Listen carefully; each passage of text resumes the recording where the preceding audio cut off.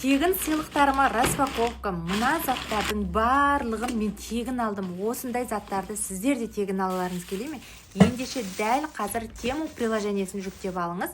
Немесе менің биодағы сілтемем арқылы бірден приложениеге өтіп, дәл осы мен көрсеткен ерекше кодты енгізсеңіз, сіздер де тегін сыйлықтар мен заттарды ала аласыз.